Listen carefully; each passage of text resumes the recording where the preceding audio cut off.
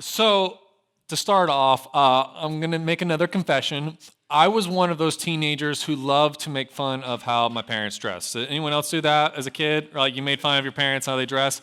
So my dad, he still dresses like this.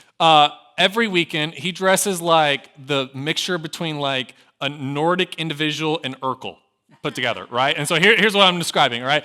So big guy, redhead, tattoos all over, usually wearing a Harley Davidson shirt, but it's usually tucked into shorts that don't go all the way down to his knees. And then he has socks that come up to his knees with boots and sometimes a trucker's hat. That's how my dad dresses. And so all the time growing up, me and my little sister would make fun of him all the time growing up. And I thought, man, this is like just a silly outfit that he wears every single weekend.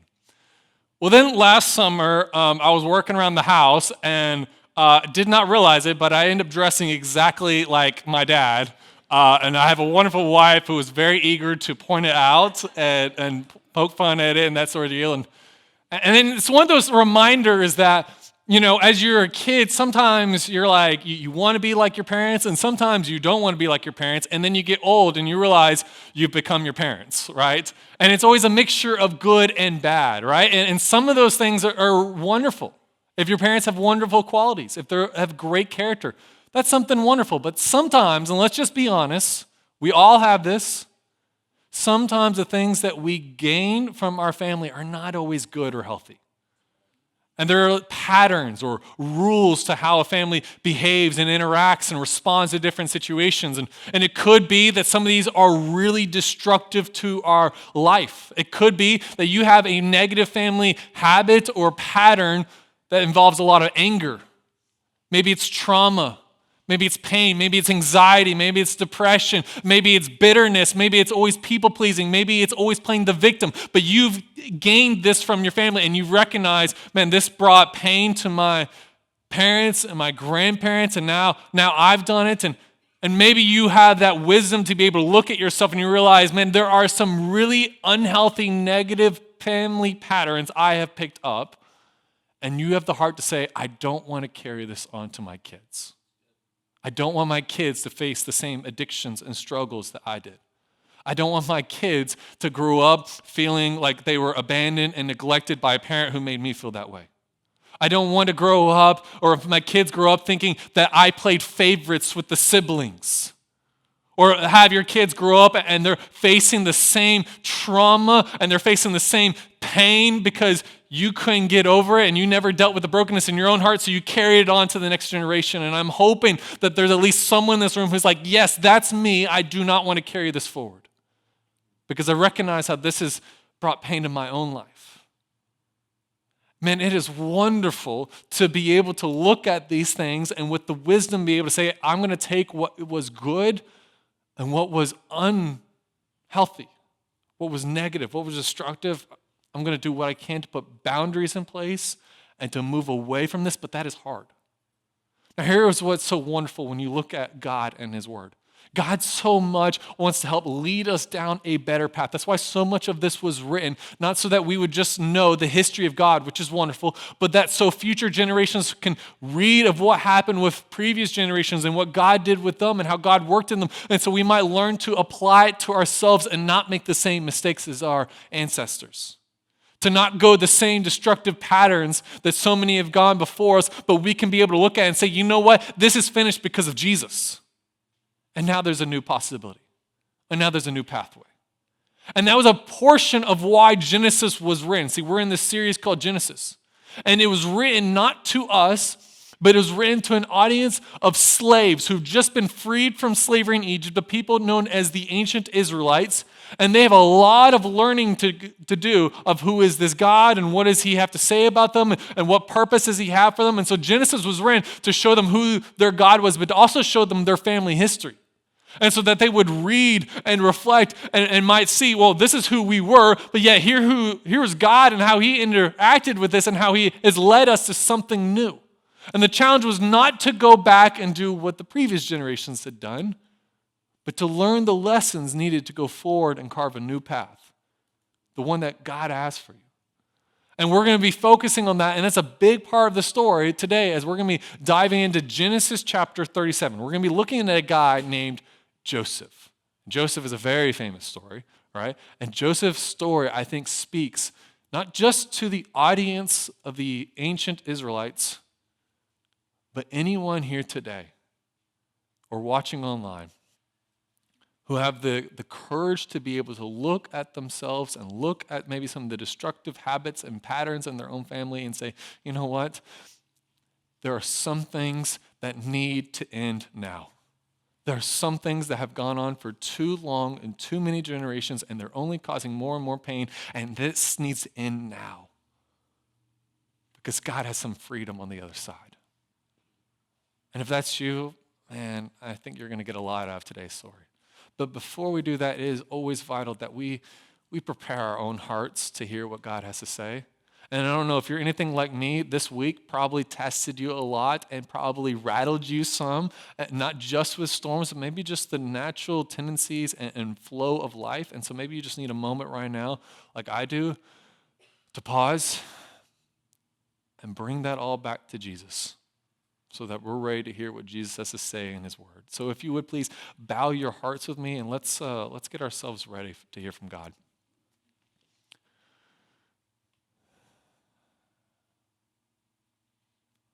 Jesus, thank you for how good you are to us. We certainly need you, especially in this area right here. There is so much potential for pain and hurt right here. And that is certainly not my heart, and I know it is not your heart in dealing with all this. I'm going to ask that your Holy Spirit would lead us carefully and tenderly through all this to bring us towards a paradise found in you. That we might be able to walk out of here shaped by your word, shaped by your grace and your mercy and your faithfulness. And so, God, we bring everyone and everything back to you right now. We bring it all to you so that in the next few moments, we might be freed up to hear what you have to say to us. So please speak to us now. It's in your name I pray. Amen. So Genesis chapter 37 introduces us to a character named Joseph. And here is the first impression that we get of Joseph. It's in chapter 37, verse 2, and it goes like this. Joseph, being 17 years old, was pasturing the flock with his brothers. He was a boy with the sons of Bilhah and Zilpah, his father's wives. His father is Jacob. We looked at Jacob's stories last week.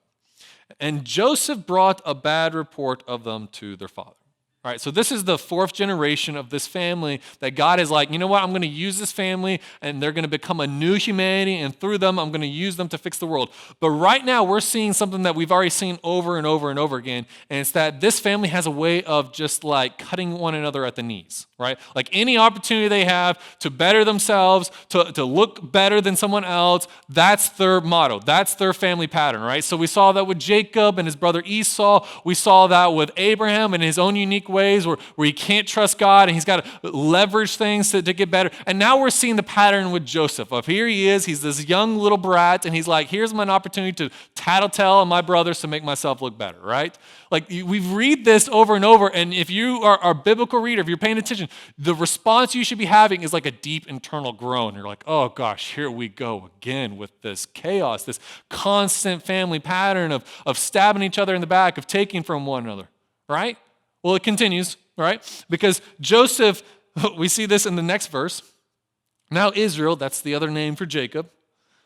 Now Israel loved Joseph more than any other of his sons. He's got 12 sons, but he's got a favorite because he was the son of his old age, and he made him a robe of many colors. Now remember, Jacob's problems all started because his father played favorites. His father looked at his son Esau and was like, I love Esau. Jacob, I don't care about him, right?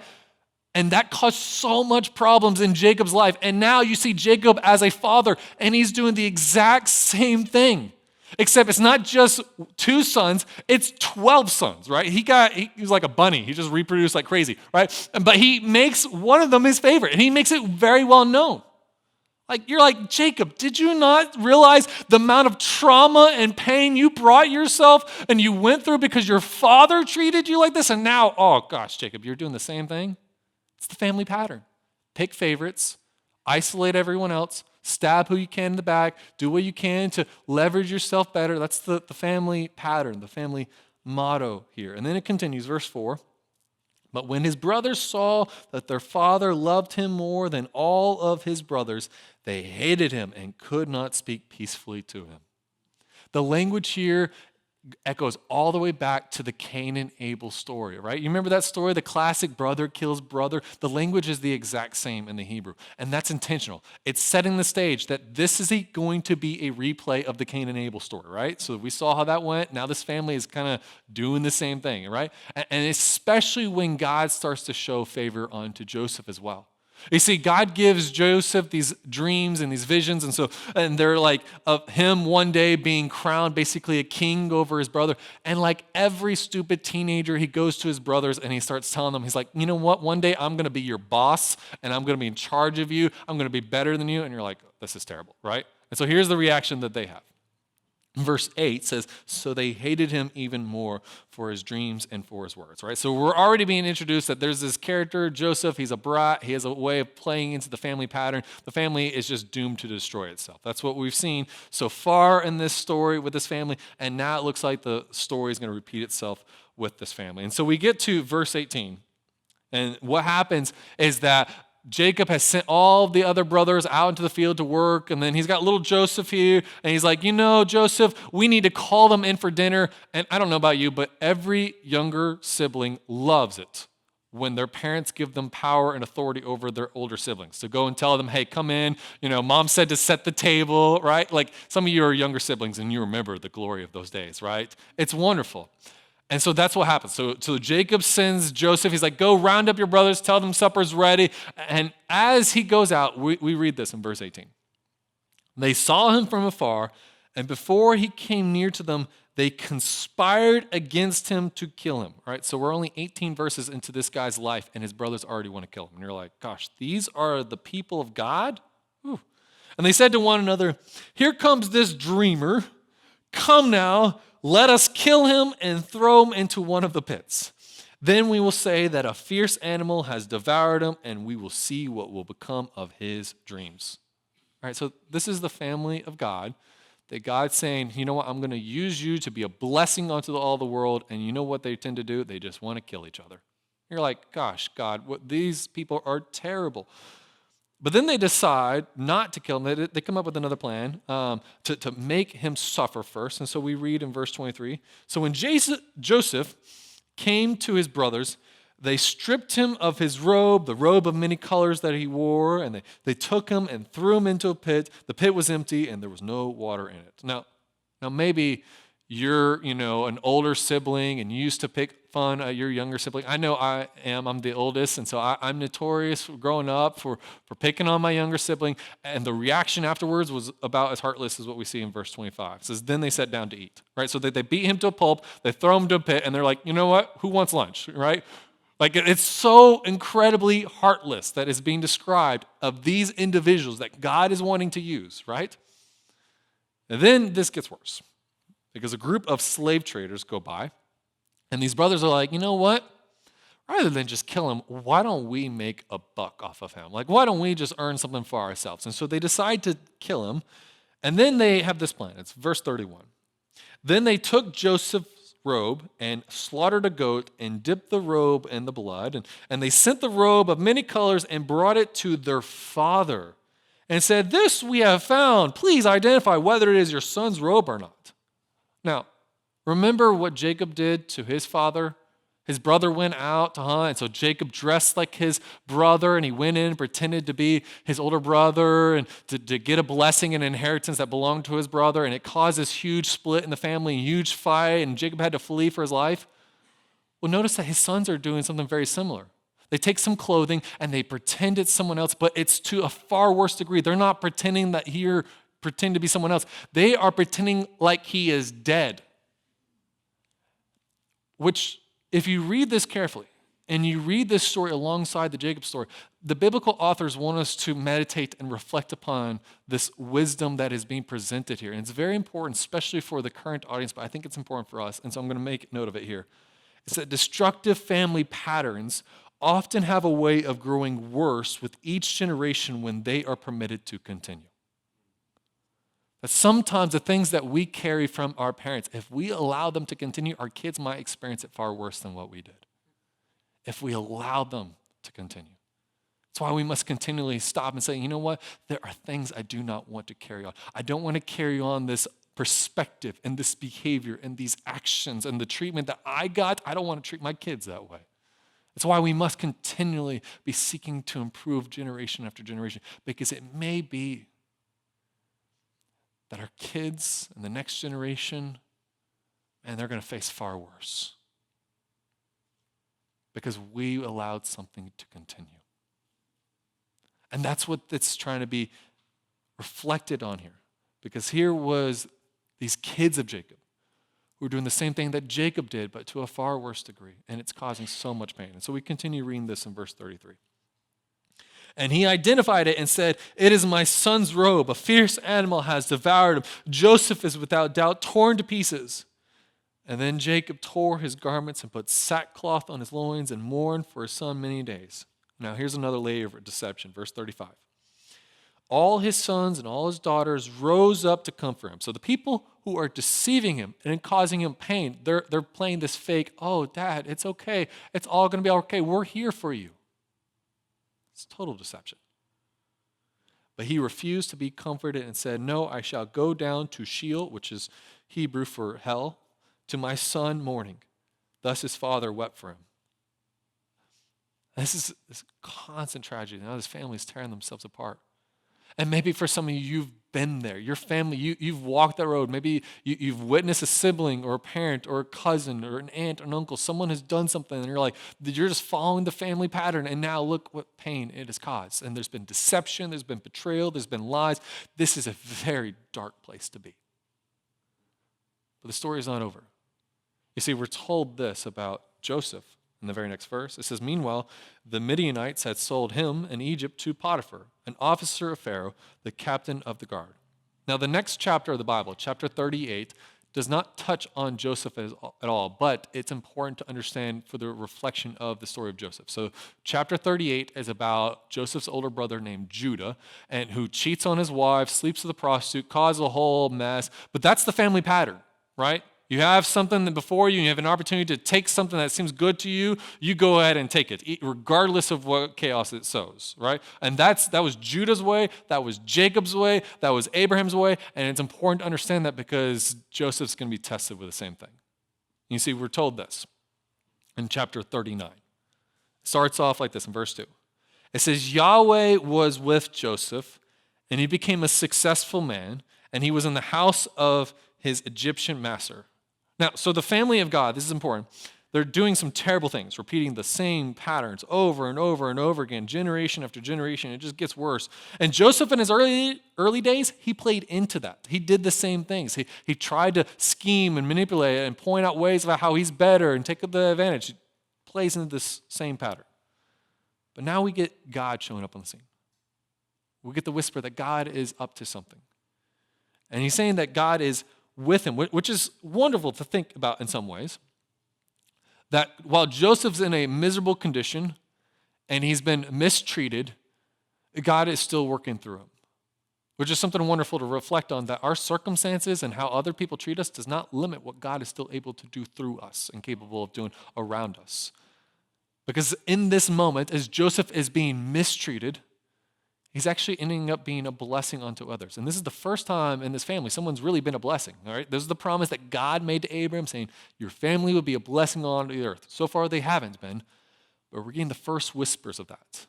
Where here's Joseph in a miserable situation, and yet God is with him and doing things through him and around him. And we see this in verse 3. It says, his master saw that Yahweh was with him, and that Yahweh caused all that he did to succeed in his hands. So Joseph found favor in his sight and attended him, and he made him overseer of his house and put him in charge of all that he had.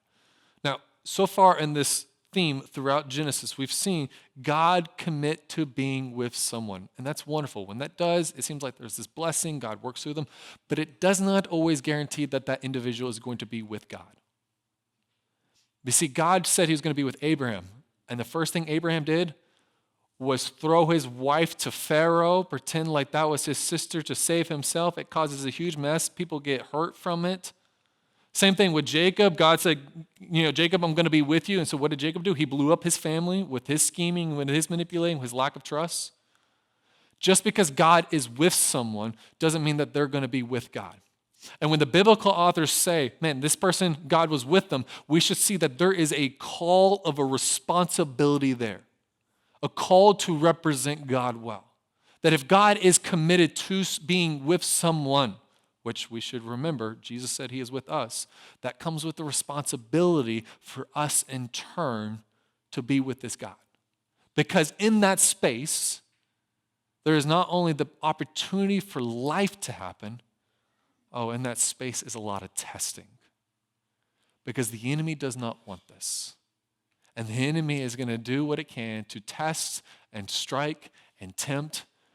And we've seen that with Judah. We've seen that with Jacob. We've seen that with Abraham.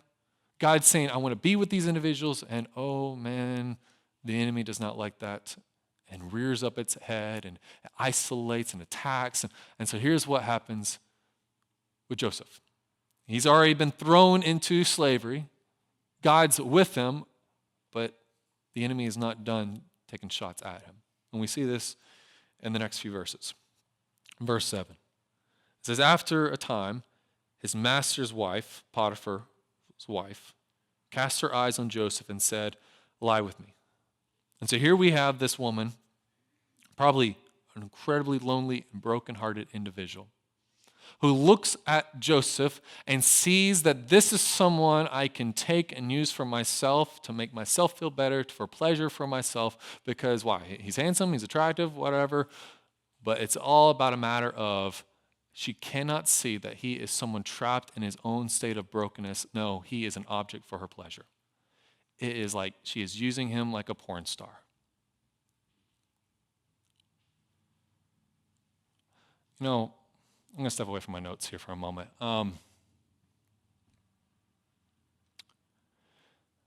am burdened by seeing that I think the most detrimental thing that keeps men from being the men that God has called them to be is pornography in this world. And it is not talked about in a good and healthy way in the church world. Because when I grew up in church, it was only ever handled in two ways. Either complete denial that it's a problem, even though the fact that it is entrapping men's soul and keeping them from being the people that God has called them to be. Or the only way the church knows how to do it is to heap on more shame. My friends, you do not find liberation from a shame-inducing behavior by heaping on more shame. You only entrap the soul of that individual. And it is breaking my heart that I have seen that for so long, and that this is such a dire problem, and it is not addressed. It is swept under the rug and it allows men to be trapped, to feel lonely, to feel isolated. And I hate seeing that.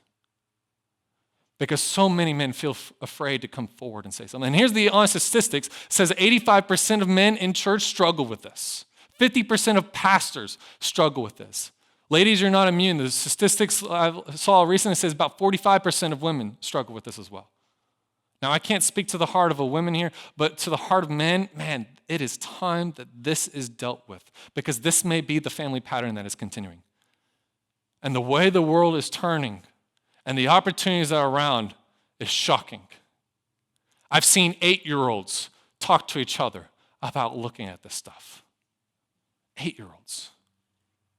And I'm not saying all this to shame you, because if you've been here long enough, you've heard my own stories and the scars that I've had in my life from this. And so I'm going to throw this out there. This was not planned. This is just something that's coming out in the moment. Man, if you are struggling, gentlemen, please come and talk to me. The church world doesn't have any sort of liberation program, but I will gladly work with you. And I'm not someone who's coming in and be like, let me shame you and let me slap you in the wrist every week as an accountability partner. No, I'm more in the mindset of let me be in the foxhole with you, and we're going to lead you to liberation. And so if that is you, gentlemen, there is no shame if you come and talk to me. I encourage it. In fact, I would admire it, because most men in this will not do this. Most men will rather stay trapped and pretend like it's not a problem. We don't discuss it in church, even though it is sucking the life out of church. And I don't know about you. Maybe it's because becoming a father and I've seen my own son, I look at him like, there is no way I'm going to allow this to continue in my life and in my family, because the generations that have been caused trauma from this.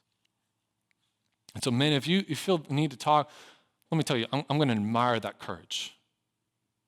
And I want to say this as well to the ladies, because you may hear of your husband feeling like, you know what, I'm going to go talk to him. And sometimes men, the reason why we don't move forward is because we're afraid how our wives are going to feel. So ladies, I know you're probably going to feel betrayed. You're probably going to feel hurt if you find out your husband is struggling with this. Let me encourage you to have a different mindset, to admire the fact that they are tired of allowing this stronghold, this attack from the enemy. This is one of his most potent attacks. He's tired of allowing that to rob him from being the man that God has called him to being the husband God has called him to being the father God has called him to be the worker God has called him to be. This was not planned, but I'm really convicted and burdened by this right now. So gentlemen, if that is you, if you're struggling, please come and talk to me. Same thing if you're watching online. Because God does offer freedom and liberation. And I know that as one who has been through that journey. I almost brought this into my marriage. And man, it is so much better to walk in freedom with God.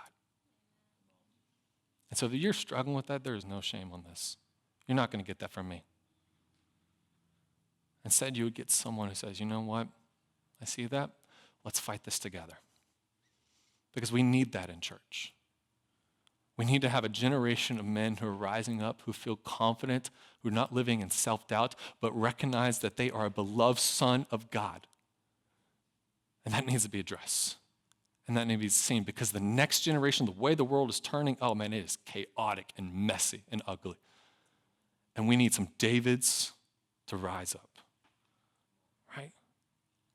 We need people who are going to be doing what Joseph is doing. Because maybe this is your family pattern. Maybe your family pattern is full of some sexual sin and violence and hurt and chaos, and pornography is a big part of that. And maybe this is your pattern that you need to break. Joseph has his moment where this is presented to him, and the family pattern would say, you have been taken advantage of your entire life, so why not you get something for yourself? That's how everyone in his family has always acted, to get something for themselves. And you would almost be like, you know what, no one would blame you, Joseph. She's throwing herself at you. You're a single man, why don't you go for it? But notice what Joseph says. Verse 8, he says, but he refused and said to his master's wife, behold, because of me, my master has no concern about anything in the house, and he has put everything that he has in my charge. He is not greater in this house than I am, nor has he kept back anything from me except you, because you are his wife. How then can I do this great wickedness and sin against God? Now, this is a sign of great maturity, because the younger Joseph would have taken this opportunity. But this is a Joseph who has faced some trials. He's grown a little bit. He's looking at the situation. He's like, you know what? I don't want to continue in the family pattern, because I know the family pattern and the family rules and what it says I should do in this moment. And I recognize in my family, whoa, if I follow that pattern, it's going to be chaotic. And so he doesn't. But this is important, worth noting. It doesn't make Jacob's or Joseph's situation any better because he chooses not to do this. In fact, his situation gets worse. He gets framed for crimes he didn't commit and gets thrown into prison because he made a stand for his integrity and character. And this is important to note. When you decide to break away from some really ugly, unhealthy patterns, it does not mean that it's all sunshine and rainbows right away. The path towards healing is a painful one, but also the path towards staying is a painful one. And you've got to decide which one is better, to move towards healing or to stay the same. And most people choose to stay the same. But it is admirable when someone looks out and says, you know what? This pattern, I'm not going to let it continue. And I say that because I know there are many of you who have chosen to do that. You've chosen to walk away and be different than how your parents were or how your siblings were. You've chosen to live a different way, to raise your kids a different way, to be a different kind of person than the person that you were long ago. You've chosen to make an end to a past and go forward a new way. And that is admirable, but it's also difficult because the enemy always wants us to stay. And so sometimes the journey towards healing is rough. And so in this moment, Joseph makes a stand for his integrity. He's like, no, this is who I'm going to be. And he gets thrown into prison for it. And that's a terrible situation. But we read these powerful words. Verse 21. But Yahweh was with Joseph and showed him steadfast love and gave him favor in the sight of the keeper of the prison. He could have followed the family pattern, and I don't know if those words of God being with him would have been said. He chose to break from the family pattern, to break from the sin and destruction that had destroyed so much of the lives before him, and God was with him even during the struggle of it. And if you don't know what that's like, that's hard to recognize, and you may be like, I don't know how that makes the situation even better, but when you've walked and you recognize, man, I know God is with me and I'm with him, oh man, that makes it all worth it in the world to be in such a state. And that's where he's brought it into this moment. And you get this whisper of like, okay, God's not done. It looks like the enemy has won. He's identified that God wants to work through this person, so the enemy has thrown all these darts, and it looks like the enemy's won. But what we realize is, no, what the enemy thought he was doing was really just being part of God's plan of setting up the dominoes for what God had next. Because see, we're told that eventually two individuals get brought in to be inmates with Joseph. The people who used to work with Pharaoh, they've been brought in because there was a crime of some sort. They have this strange dream, both of them over several nights, and they're like, you know what? I think we're getting a message of some sort. And Joseph overhears it, and he interprets the dreams. He's like, okay, one of you is guilty and you're going to die, and the other one's going to be innocent, and found innocent, and going to be released from prison. And so then Joseph tells this to the guy who is going to be innocent. Chapter 40, verse 14. He says, only remember me when it is well with you, and please do me the kindness to mention to Pharaoh, and so get me out of this house, for I was indeed stolen out of the land of the Hebrews, and here also I have done nothing that they should put me into the pit. Right? So he's begging for his life, and this looks like God has given him hope and a chance of rescue. Well, unfortunately, things don't go that way.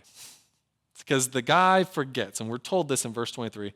Yet the chief cupbearer did not remember Joseph, but forgot him. Right? So Joseph helps to get this guy out of prison, and the guy's like, yeah, sure, I'll help you. And then he totally forgets about Joseph. And you read this, and you're like, you had one job. Just tell this guy he's innocent. Like, I know, if you don't have that reaction, you're not reading the Bible right. Because the Bible's a lot of fun when you learn how to read it, right? So you're supposed to stop, and you're basically like, yo, come on, man, you had one job. Well, sadly, 2 more years go by. And Joseph's still in this prison. He's still in this pit of darkness, as close to death's door as he can possibly be. And then God moves again. And he brings a dream to Pharaoh, and Pharaoh can't get it figured out. He keeps having it over and over. It's a terrifying dream, and he's sure that the gods are speaking to him. And so he brings in all of his mystics and people like that trying to figure out. No one can figure out. And he's like, well, maybe the true God is trying to give me a message, but who's going to speak on behalf of this guy? Well, then there's the cupbearer who had his life spared, remembers, and we see in verse 9 of chapter 41. It says, then the chief cupbearer said to Pharaoh, I remember my offenses today. He's like, oh man, I totally forgot, right? There was this guy. Like when Pharaoh was angry with his servant and put me and the chief baker in custody in the house of the captain of the guard, we dreamed on the same night, and he and I each having a dream with its own interpretation. And a young Hebrew was there with us, a servant of the captain of the guard. And when we told him, he interpreted our dreams to us, giving an interpretation to each man according to his dream. And as he interpreted to us, it came about. I was restored to my office, and the baker was saying, he's like, I totally forgot. There's a guy who can help you, right? Pharaoh, yeah. And so Joseph is brought in, and Pharaoh asks him, hey, can you help me here? I got this problem. And it's worth noting how Joseph responds. Verse 16 of chapter 41, Joseph answered Pharaoh, it is not in me, I mean, he's like, I can't really help you, but God will give Pharaoh a favorable answer. Right? And this is a different Joseph than before. Remember the Joseph who was the young brat who's like, guys, I'm going to be the greatest in the world. You're all going to bow to me. Now this is a Joseph. He's like, I don't know if I can help you, but let me give it my best shot. Maybe God will help you. This is all going to be for God's glory. This is a young man now. He's probably about 30 or so, but he's not trying to steal any credit from God. He's like, whatever happens, that's totally a God thing right there. And so he interprets this dream that Pharaoh has, and it's about years of abundance followed by years of famine. And he's like, here's what I would do in your situation. Like, spend those years saving up as much as you can, and then when those bad years come, then you have what you need, right? It's sound advice. But notice what Pharaoh says about this. Verse 37 of chapter 41. This proposal pleased Pharaoh and all his servants. And Pharaoh said to his servants, can we find a man like this in whom is the Spirit of God? Notice, because Joseph has stuck to his guns, he has stuck to his integrity and his character, and has lived trying to point all things back to God now, not to take credit, it is now seen in others, even the most powerful man in the land, saying, that's a guy who God is with. Can we find anyone like him? What a testimony to try to live up to. Verse 39, then Pharaoh said to Joseph, since God has shown you all this, there is none so discerning and wise as you are. You shall be over my house, and all my people shall order themselves as you command. Only as regards to the throne will I be greater than you. Notice this is the fulfillment of the promise that God gave him long ago when he was a teenager. Verse 42, then Pharaoh took his signet ring from his hand and put it on Joseph's hand and clothed them in garments of fine linen and put a gold chain about his neck. And he made him ride in his second chariot, and they called out before him, bow the knee. Thus he set him over all the land of Israel. Talk about a great reversal. One day you go from being a slave to then being a prisoner, and the next thing you're the guy second in charge to the entire country.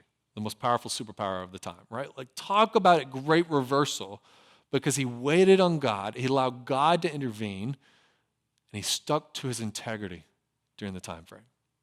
And he chose not to follow the family pattern. When the opportunities were presented before him over and over to take something for himself, to do this thing, or to act the same way, instead, he chose to trust in God, right? And so we read this, verse 57. Moreover, all the earth came to Egypt to Joseph to buy grain, because the famine was severe over all the earth. And so here he is, he's put in this position of power, and now he's in a mindset and a character to use that power not to bless himself, but to be a blessing unto others. Because of the suffering he went through, because of the trials, because he is stuck to his integrity and he broke away from the family patterns, as difficult as it was, it shaped him and prepared him to be a blessing upon future generations and future people, because he was willing to say enough, to not do what was done to him, to trust God, to wait patiently. And it allowed him to be in the right position to be a blessing upon the future generations. And this is worth noting for how the original audience would have probably read this. So the original audience, they've been freed from slavery in Egypt, because once Joseph's there, the family just all kind of moves there, they stayed there. But probably the audience that is hearing this the most is the second generation. You see, in the story, God brings one generation out of Egypt, but that generation could not trust God. They make so many problems for themselves that God says, you know what? Your kids will be the ones who go into the promised land. And so this is probably a story that they're recognizing. They would be reading and we're like, this is a man who broke from the family patterns, and look what he was able to do. He was finally the blessing that God had promised. Our parents, man, they messed up. They did these terrible things, and God has been constantly calling us to break from this family pattern, to not do these things ourselves, so that we may enter into the promised land and be a blessing. I think they would have read into that story that way. Just as I think we deserve to do the same. And it is wise to do the same. To be able to put a mirror before ourselves and to look at these things and say, there needs to be some growth here. There needs to be some maturity. There needs to be breaking from what things need to be broken from. And there needs to be grafting to what is better and moving towards who Christ is. And so here's how I think we can wrap all this up into a big idea summary statement for us. Saying it like this: breaking free from negative patterns begins with a trust in God to forge our path. breaking free from negative patterns, because we follow negative patterns because we trust them. They're ingrained in us. But breaking free from negative patterns means I'm trusting God to forge a better path for me than what I'm told I should act and how I'm told I should respond to this, or how I've experienced and how I've lived this story out. But I'm choosing to say, when that opportunity is before me, when that test is before me, I don't have to do what I've seen so many others do. And I don't have to do what has been done to me. And I don't have to do what I've played into. But I can go on a different path. And maybe some of you have that desire for yourself. Maybe some of you look at your life and you're like, man, I want to make a break. I want to start over. I want to move in a new direction because I recognize this other way, and that's not good anymore. And I don't want to carry that on. And that is awesome. That's wonderful. But once again, I want to caution you to recognize that it is hard to make that break. It is hard to say, I'm going to set this boundary. It is also hard to maintain the boundaries. It is hard to maintain the course because that journey involves a lot of pain. And sometimes when we are in the act of trying to move towards something better, it feels like thorns have been placed in our heart. And sometimes it feels like it would be easier just to leave those thorns in our heart and allow them to fester and allow them to be these infectious wounds rather than to pull them out, because to pull them out is hard. But healing is on the other side of that. Healing is painful, but it is good. And it puts us in positions where we can be a blessing on towards others, like Joseph. And so if you're someone like that, and I might only be speaking to one individual, I don't know.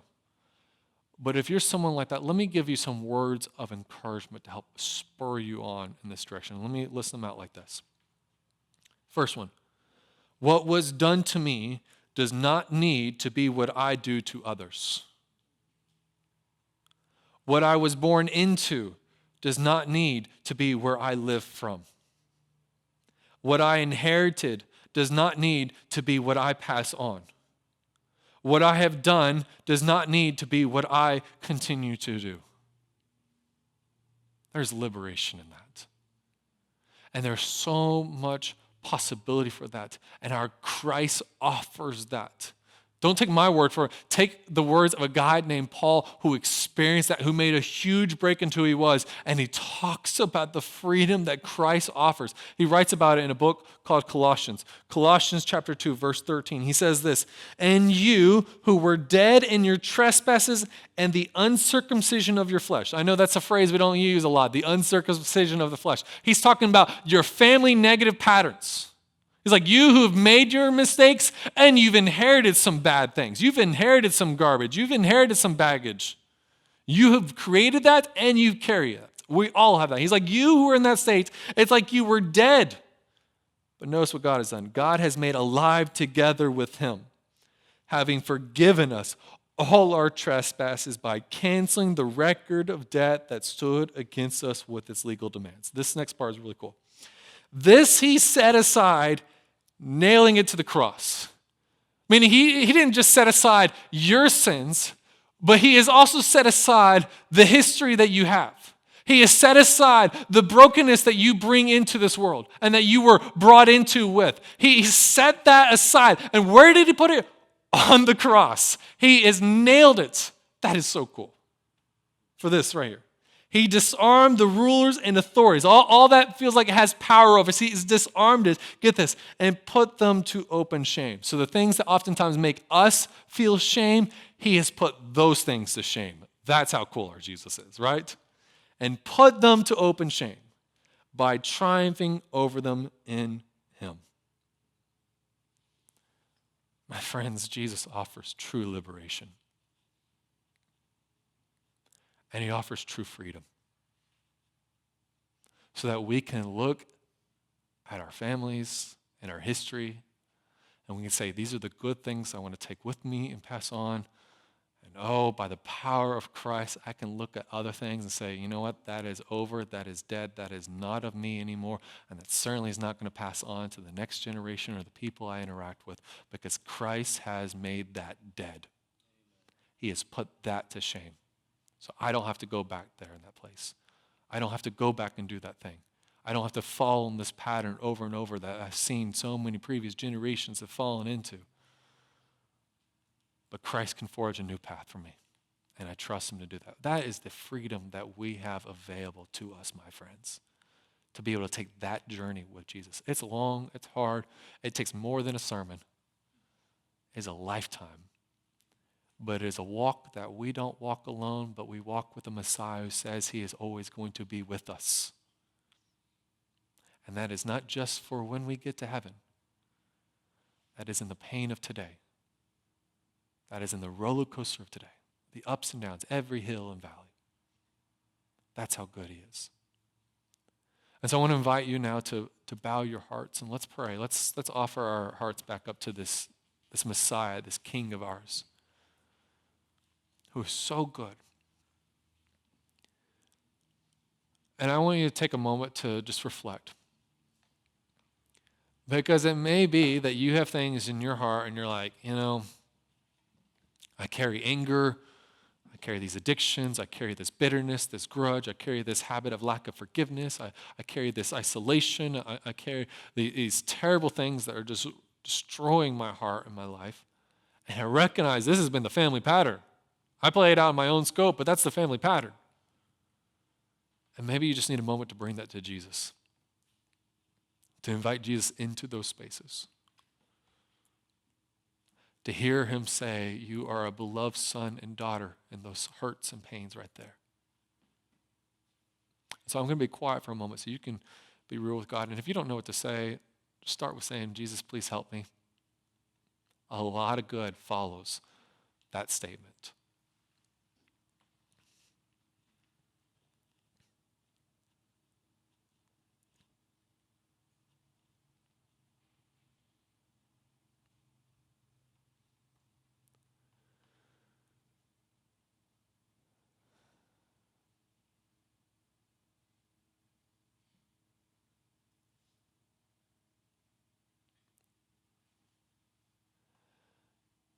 Jesus, I, for one, know that I certainly need your help,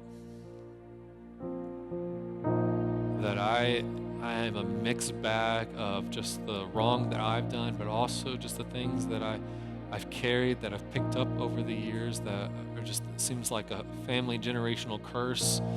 Every family is like this. And sometimes I lean more into that family pattern and that story, and it hurts those around me. It hurts myself, and it prevents me from being who you've called me to be. But you offer so much forgiveness and grace and mercy and liberation. Just look what you did with this family long ago who were constantly destroying themselves, constantly taking from one another, constantly taking from others, but without any care or concern, and they just made a huge mess around themselves all the time. You read the stories in Genesis, and you're like, these people are losers. They're not heroes. And yet you were so patient and so present and so consistent and faithful that in the end, you bring out one like Joseph who makes the break from the family pattern. He doesn't act the way that everyone else has acted, and it puts him in a situation as difficult as that road was. It puts him in a situation to be a blessing to others. And Father, I pray that there are others in this room who will have the heart to be like that, to be able to look and say, you know what, I'm going to take the good and I'm not going to allow the bad to continue, because I'm bringing that back to Jesus. Father, we trust you, and we ask that you might help us to forge new paths, one that might put us into positions to give you glory and to be blessing upon others. Not for us, not for our sake, but that others might find liberation too in whatever they're going through and whatever they're carrying. And they might see how good you are. That's the life we want to live. So right now, as we worship you, may your Spirit just speak to our hearts now. Help us to give praise to you and the redemption that you are able to create in us. It's in your name I pray. Amen.